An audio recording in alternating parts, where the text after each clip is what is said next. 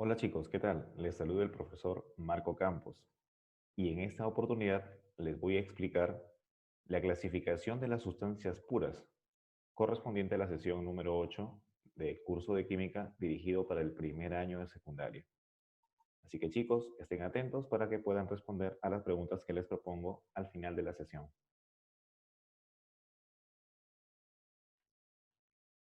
Bueno, empecemos con una pregunta muy simple. ¿Qué es una sustancia pura? Vamos a dar respuesta a ese interrogante diciendo que las sustancias puras son aquellas que están formadas por partículas iguales, que tienen propiedades específicas bien definidas y estas propiedades no varían, aun cuando la sustancia pura se encuentre formando parte de una mezcla. Es decir, son aquellas sustancias que tienen propiedades muy particulares y vamos a ver qué propiedades son las que tendrían que conservar estas sustancias puras. Algunas de estas propiedades son, por ejemplo, el color, el sabor, la densidad, la temperatura de fusión, el olor, la temperatura de ebullición. A diferencia de las mezclas, en las mezclas claramente hay componentes donde cada uno de ellos va a tener por separado sus propiedades. La sustancia pura, como dice, es aquella que está formada por partículas iguales, no es una mezcla. Son sustancias puras, por ejemplo, el agua, el alcohol, el nitrógeno, el oxígeno, etcétera. Cada sustancia pura debe tener una fórmula química, como vamos a ver más adelante, o si se trata, en el caso de un elemento también, va a tener que constituirse a través de una expresión química propia, a diferencia de las mezclas, que en una mezcla podría haber eh, la unión de muchas sustancias que pueden estar inmersas en esa mezcla, pero en el caso de la sustancia no es así. Todas las partículas que conforman una sustancia pura son iguales. ¿Cómo se clasificarían las sustancias puras? Bueno, ya les he adelantado un poquito. Se clasifican en elementos y compuestos. Y justamente el día de hoy vamos a estudiar cada una de esas formas de sustancias puras, elemento y compuesto. Y bien, empecemos con los elementos. ¿Qué son los elementos? Bueno, elemento químico es la parte de la materia constituida por átomos de una misma clase y que no puede ser descompuesta en otras más simples mediante una reacción química. Acá tenemos ejemplos de elementos. El oxígeno, acá hay un balón de oxígeno justamente para que lo puedan asociar con elementos conocidos. El helio, seguramente ustedes han visto esos globitos que no caen por acción de la gravedad al suelo, sino que se suspenden en el aire, es porque están inflados con helio. El cloro, que se utiliza también comúnmente en la desinfección. El aluminio, hay una lata de aluminio aquí. El azufre, el oro, que fácilmente es distinguible que es un metal precioso, ¿no? Entonces, estos son ejemplos de elementos. Elementos que, si bien es cierto, los conocemos en el medio ambiente, en algunos casos, forman parte de una tabla que seguramente vamos a estudiar más adelante, de una tabla que reúne a todos los elementos químicos conocidos hasta el momento. Bueno, sigamos conversando acerca de los elementos. Cualquier ser vivo o inerte está constituido por elementos químicos, es decir, nosotros, como elementos vivos, estamos constituidos por elementos químicos. Por ejemplo, en un teléfono móvil se pueden encontrar alrededor de 30 elementos distintos y en el cuerpo humano casi el doble, 59 elementos. Imagínense. O sea, nosotros estamos constituidos por elementos químicos. Hasta ahora se han descubierto y confirmado 118 elementos químicos. Los cuatro últimos son el nionio, moscovio, teneso y oganesón. Chicos, es importante mencionar que el año que pasó, el año 2019, fue considerado por las Naciones Unidas como el año internacional de la tabla periódica, debido a que se cumplían 150 años de su creación por el ruso Dmitry Mendeleev. Pueden investigar, yo les he dejado una referencia de página web dentro de la sesión en la guía virtual para que puedan investigar justamente acerca de esto. Y bueno, grandes laboratorios de Japón, Rusia, Estados Unidos y Alemania compiten por ser los primeros en obtener los siguientes elementos, el 119 y el 120. Bueno, y ahora sí, veamos los elementos, cómo se podrían clasificar. Y aquí tenemos un bosquejo de una tabla periódica y observamos que los elementos se clasifican en tres formas: metales, metaloides y no metales. Bueno, hablemos de cada uno de ellos. Empecemos por los metales. Los metales tienen brillo, brillo metálico obviamente, son sólidos a temperatura ambiente excepto uno. Hay un elemento químico metal que no es sólido a temperatura ambiente. ¿Cuál es? El mercurio, que está por esta zona aquí, Hg. Ese es su símbolo químico, por si acaso. Es importante que también se vayan familiarizando con la tabla periódica. Hoy tal vez sea la primera vez que les estoy presentando a través de la sesión por diapositiva, pero ya saben ustedes que sí o sí van a tener que conocer y familiarizarse con los elementos químicos en la tabla periódica. Además de ser excelentes conductores de la electricidad y el calor. ¿A quiénes me estoy refiriendo? A los metales. Por ejemplo, ¿quiénes son metales? El oro, el cobre, el plomo, el hierro, la plata. Sigamos ahora con los no metales. Los no metales son opacos, no conducen la electricidad ni el calor.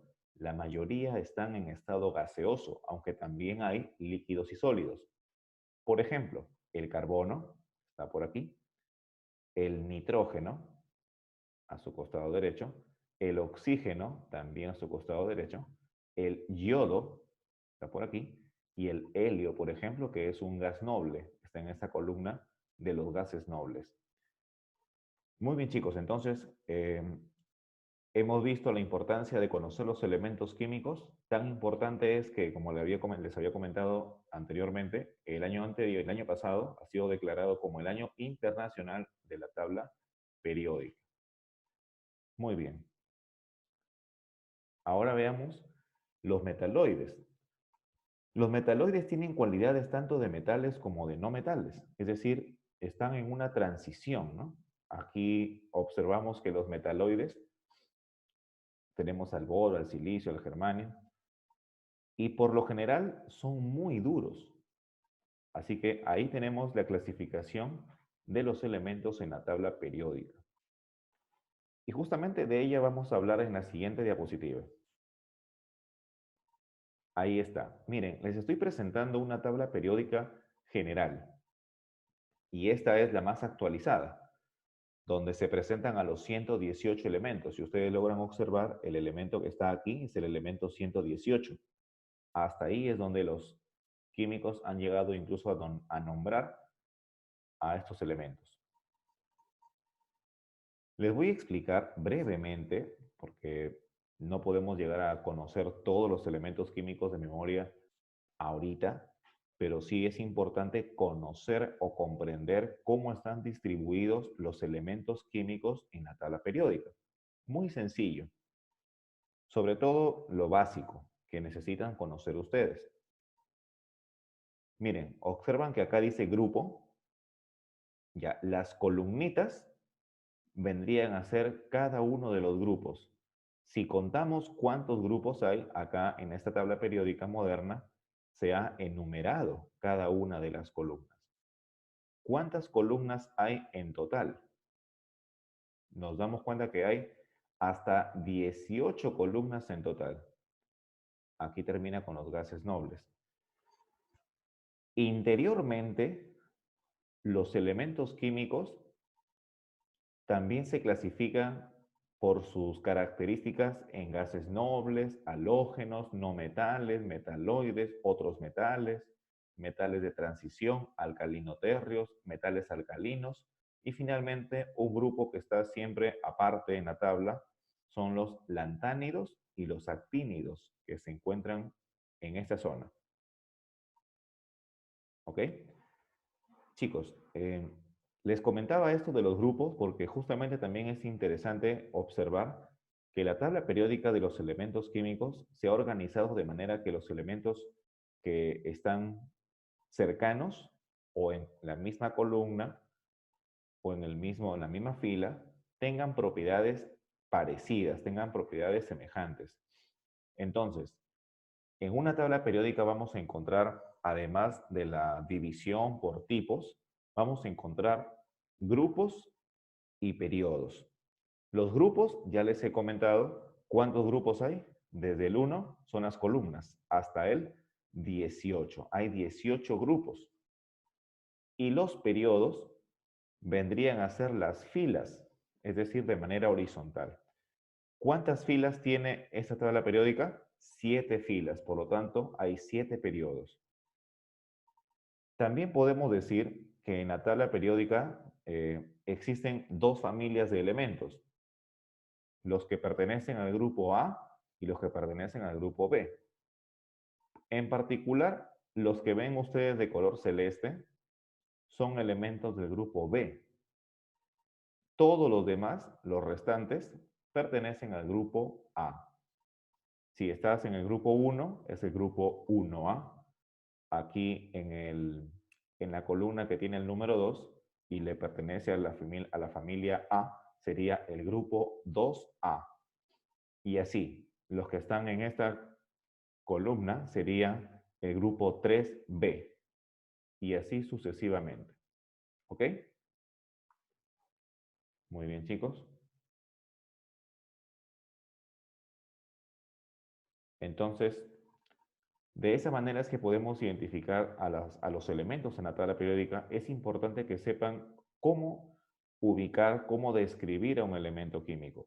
Algunas tablas periódicas contienen mucha información, incluyendo estados de oxidación, números de energía, etc. Esta tabla periódica es más básica, solamente muestra al símbolo, al nombre del elemento, el número atómico. El número atómico indica el orden en el cual está dispuesto dentro de la tabla periódica y la masa atómica, que claramente es eh, la masa, en este caso, de un mol del elemento. Muy bien, entonces, pregunta, ¿cuántos elementos químicos hay en la tabla periódica? 118, ahí está. Muy bien. Otras curiosidades que también les podría comentar en relación a la tabla periódica es que los elementos se representan con una sola letra o máximo con dos letras, de las cuales una es mayúscula y la otra, la segunda, necesariamente será minúscula. Elementos con una sola letra podemos observar fácilmente, tenemos al carbono, al mismo oxígeno que está acá como muestra, como ejemplo de elemento, y elementos con dos letras, claramente podemos ver aquí a la mayoría de los metales, todos tienen dos letras como siglas. Y también podemos indicar otras curiosidades, es que los nombres de los elementos se han estipulado de acuerdo a múltiples criterios. No podemos decir que existió o ha existido un solo criterio. Se ha hecho en algunos casos, por ejemplo, en honor a astros o satélites. Por ejemplo, el helio significa sol. El uranio, ya saben a qué se referiría, al planeta Urano. El teluro se referiría a la Tierra. El neptunio se referiría al planeta Neptuno. Otros elementos se han constituido sus nombres a través en honor a continentes. Por ejemplo, el europio, por ejemplo, el americio. También en honor a ciudades, por ejemplo, el Californio. Algunos elementos químicos también se han descrito en honor a científicos. Por ejemplo, el curio, en honor a Marie Curie, genial química una de las más importantes de la historia. Por ejemplo, el einstenio. ¿Debido a quién? Ya se imaginarán. Debido a Albert Einstein. El einstenio está justamente por aquí, en la parte inferior. Por aquí está Fermio también, en honor a Enrico Fermi.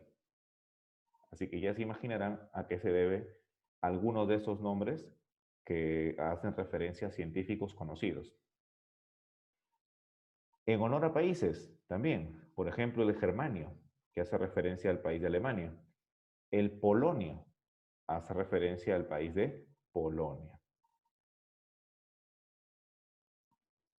Y bueno, de acuerdo también a las propiedades generales de los elementos, por ejemplo el oxígeno, que es generador de óxidos, el radio, ¿por qué? Porque emite rayos, el hidrógeno, porque sirve para formar agua, por ejemplo. Y bueno, finalmente, los nombres de elementos que tienen siglas extrañas o aparentemente, de repente pensarán ustedes que no se sabe de qué idioma ha salido, es porque se debe a justamente a los nombres que tienen esos elementos, pero en un idioma anterior. Generalmente es el alemán, el inglés o incluso a veces el latín. Por ejemplo, el sodio. ¿Dónde está el sodio? Aquí. ¿Cuál es su símbolo del sodio? Na. ¿Por qué? Debido a la palabra natrium. Natrium es la palabra que describe al sodio. El azufre, ¿dónde está el azufre? Por aquí. Es la letrita S. ¿Por qué la S? Porque se debe a la frase o a la palabra sulfur, que significa azufre. La plata, ¿por qué la plata es Ag? Es porque la plata se denomina en el latín argentum. Por eso en Argentina, la parte inferior del país de Argentina se denomina Mar del Plata, ¿no? Así es como se conoce. El oro, ¿por qué es AU? Porque significa aurum.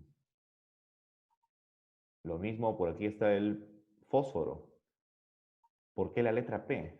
Es porque en el idioma latín el fósforo significa Phosphorum, es decir, comienza con la letra P. De ahí es donde vienen justamente estas siglas. Muy bien.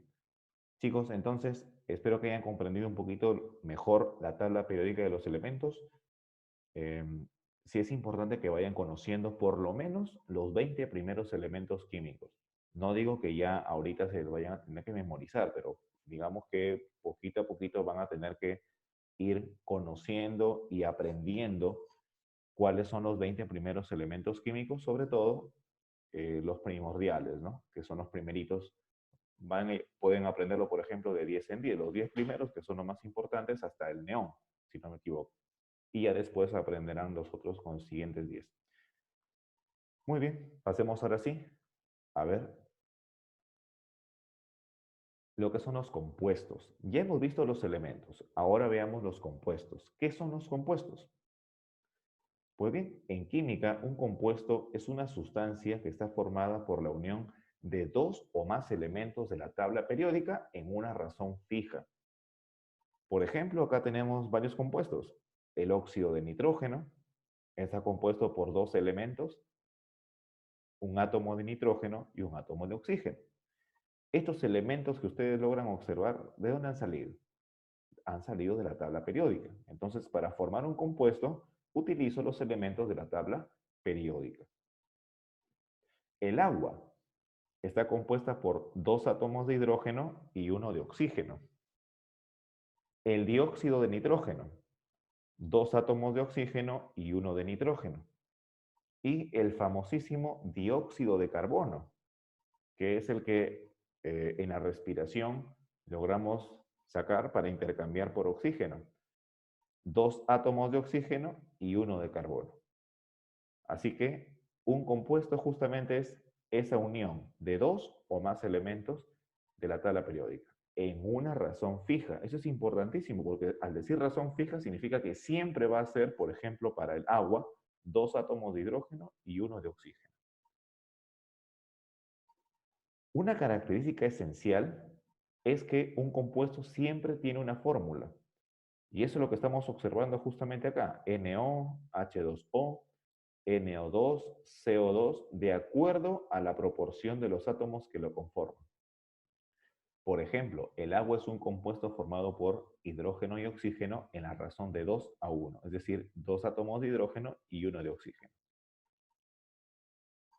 Los elementos de un compuesto no se pueden dividir o separar por procesos físicos, como la decantación, la filtración, destilación, etcétera, sino solamente mediante procesos químicos. Eso es algo importante que conozcan, porque en los compuestos no es que fácilmente se puedan separar. Solamente podríamos lograr separar los átomos que vemos aquí en cada uno de estos compuestos a través de procedimientos químicos, como por ejemplo la electrólisis. Existe una gran variedad de compuestos químicos presentes en la naturaleza o creados por el hombre para su uso específico. Y bueno, ¿qué tipos de compuestos existen? Hay compuestos orgánicos e inorgánicos. Bien, vamos a ver cuáles son las diferencias entre estos dos tipos de compuestos. Aquí están. ¿Qué diferencias encontramos entre los compuestos orgánicos e inorgánicos? Bueno, los compuestos orgánicos contienen carbono, casi siempre hidrógeno y con frecuencia oxígeno, nitrógeno, azufre, halógenos y fósforo. Mientras que los compuestos inorgánicos están constituidos por combinaciones de cualquier tipo de elementos de la tabla periódica. Entonces, los compuestos orgánicos básicamente siempre van a ser hidrógeno, oxígeno, nitrógeno, azufre, carbono, fósforo. Son compuestos que están en los seres vivos generalmente, ¿no? O que se derivan de los seres vivos. La cantidad de compuestos orgánicos es mucho mayor que la cantidad de compuestos inorgánicos, así como lo oye. Y bueno, esto ya pertenece a un estudio más avanzado de la química. El enlace más frecuente en los compuestos orgánicos es un enlace covalente, mientras que en los compuestos inorgánicos es un enlace iónico. Y finalmente, en los compuestos orgánicos se presenta la propiedad de la concatenación, es decir, que los átomos de carbono tienen la capacidad de combinarse entre sí por enlaces covalentes formando largas cadenas, es decir, son estructuras químicas que tienen cualquier cantidad de ramificaciones. Por eso es que hay más compuestos orgánicos que inorgánicos, mientras que en los compuestos orgánicos no existe esa concatenación. Bueno, veamos, por ejemplo, quiénes son compuestos inorgánicos. Son los óxidos, que vendrían a ser combinaciones de un metal con el oxígeno, por ejemplo, el óxido de mercurio o óxido mercúrico. ¿Qué más? Tenemos a los ácidos, como por ejemplo el ácido clorhídrico. Tenemos a las bases. ¿Qué es una base?